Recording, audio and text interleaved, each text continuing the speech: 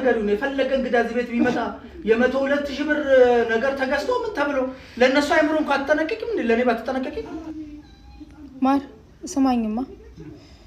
የልደቱን ዝርዝር ጻፊ ብለኝ ጽፌ ያለው ነው 102,800 መጥቷል 102,800 መጥቷል ማርችላት በላ 4 ቀን 5 ቀን እኮ ነው የቀረው ለልደታቸው ምንድነው የምትለው 102,800 ቀልድ ነው እንዴ የምን ቀልድ ነው የምታወራው ጤነኛ አይደለሽ እንዴ ምን እያልክ ነው ምንድነው 102,800 ምናምን ጻፊ ያልከኝ እናወራ አልኩ እና ጻፊ ብለሽ 102,800 ጻፊ ነው ያልኩሽ እንዴ እኔ ምን አቃል አንተ ጻፊ ያልከኝ እኔ ጻፍኩኝ መሆን ያለበትን አደረኩ በቃ አረ በዝም በይናትሽ እንዴ ምን እንደምትለው አሁን የቀለድኩ አይደለም አንቺ 102,800 ምትይው እኔ እንግዳም ጠርቼ ጨርሻለሁ እንግዳ እዚህ ቤት ቢመጣ የ102,000 ብር ነገር ተገዝቶ ምን ተብሎ ለነሱ አይምሮ እንኳን አትጠነቀቂም እንዴ? ለኔ ባትጠነቀቂ ምንድነው የሚያስቡት? ለልጅ ልደት ይሄን ያህል ደግሰው ምናምን ተብሎ እንዲወራ የምትፈልጊው ምን ያህል ኪሳችን ኑር ምን ታውቂያለሽ እንዴ? ትቀልዳለች ምንድነው የምትለው? የፈለገ ነገር ይሁን እኔ ስለራሴ ነው ማስበው ስለራሴ ምናምን ይባላል። እኔ ድል አድርጌ ደግሼ እግዚአብሔርን ማመስገኔን ነው ማለት ነው። ስንት ነገር ውስጥ የገባ ባለበት ታይም አንቺ 102,800 ልደት ሰርግ የሚደግስ ብር እኮ ኧረ ሰርግ አይደግስም አሁን የትኛው ሰርግ ነው 102,000 ፎቶ ተነስተው ሊገቡ እኮ ነው ይሆናል አሁን ለማንኛውም 4 ቀን ይቀረው 4 ቀን 5 ቀን በቃ ሳምንት አይሞላም እናውራ አልኩህ እኮ እናውራ ስል እምቢ አልክ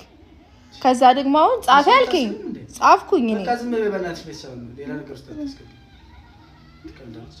እሺ አሁን ምን ይሻላል እሺ በቃ አይቀር ምን ያደርጋል ምን ስለሆነ ነው የሚቀረው ታሳቢነት ይታለፋል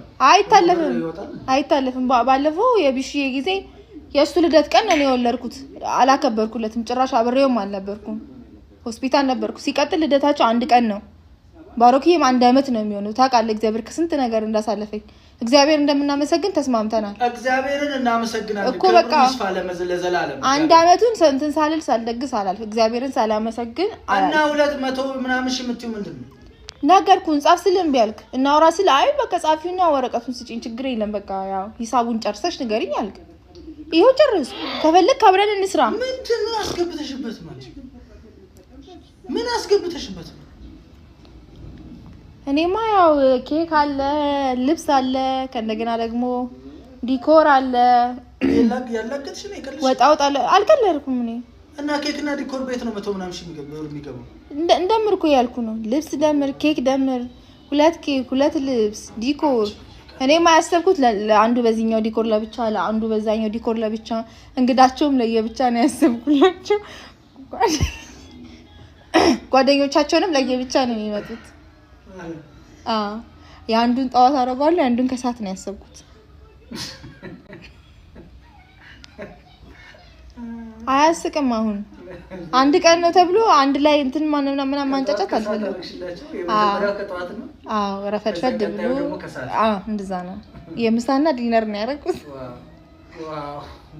አሜዚንግ አሁን እንትን በል ብሩን ስጠኝና ፕሮግራሙን ልጀምር እሺ ሰጥሻለሁ